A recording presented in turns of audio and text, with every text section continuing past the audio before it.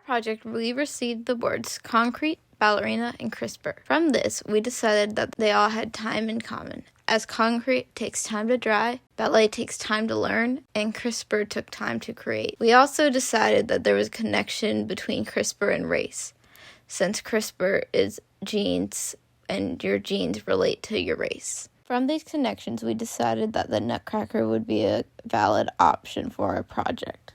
With this project, we have explored 4 dances in the Nutcracker and what stereotypes it may or may not hold, and why that may be. Now for a little background information on the Nutcracker. The Nutcracker was originally choreographed and premiered in 1892.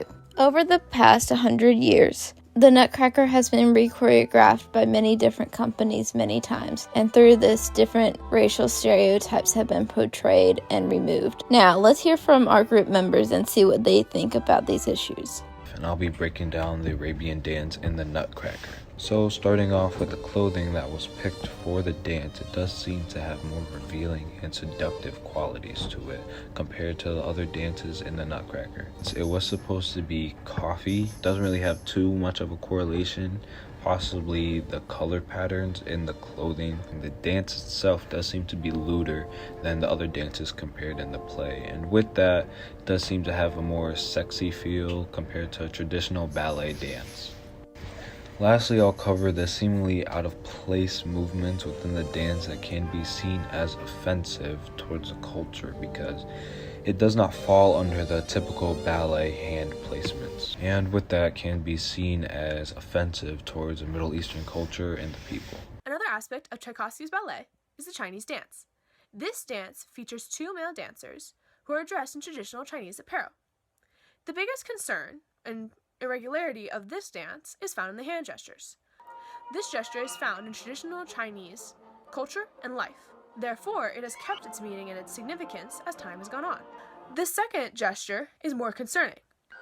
This gesture has very little, if not any, significance that I have found in traditional Chinese culture, life, anything.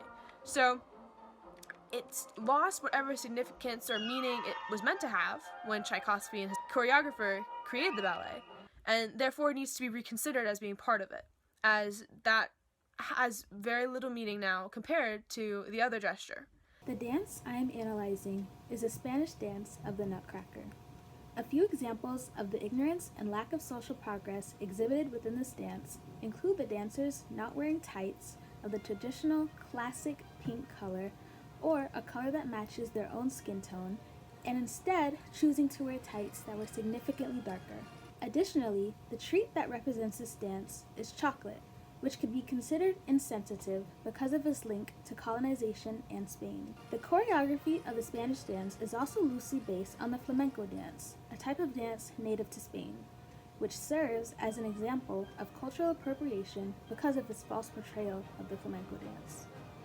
Overall, this Spanish dance of the Nutcracker is widely rooted in stereotypes. So in the Russian dance, whenever I watched it through the first time, the first thing I noticed was the fast pace, the big jumps, the very big arm gestures. So all of the jumps and the gestures and the hops, all of those are actual Russian ballet moves.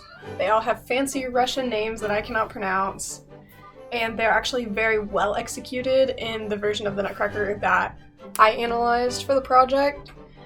Another thing that was really big with the Russian dance was the fact that all of the dancers are male. And so that was something that really stuck out to me.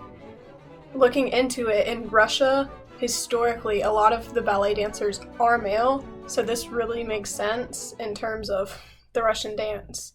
Overall, I would say that this dance was really accurate when it comes to the culture and everything. This mainly would be because the composer is Russian. The original composer that wrote the music and the dance was Russian, so it makes sense that this dance is more culturally accurate than some of the other dances of the Nutcracker. In conclusion, there are still many racial stereotypes in place in the Nutcracker today, but they are slowly being phased out.